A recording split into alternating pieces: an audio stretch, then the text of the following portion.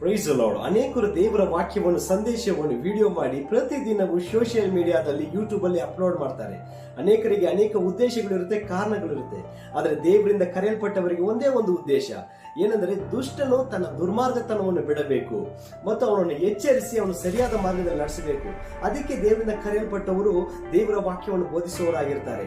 ಅದು ಮಾತ್ರವಲ್ಲದೆ ಪ್ರತಿಯೊಬ್ಬರು ದೇವರಿಂದ ಕರೆಯಲ್ಪಟ್ಟವರಿಗೆ ದೇವರು ಮುಯಿ ತೀರಿಸುವವರಾಗಿದ್ದಾರೆ, ಲೆಕ್ಕ ಕೇಳುವವರಾಗಿದ್ದಾರೆ.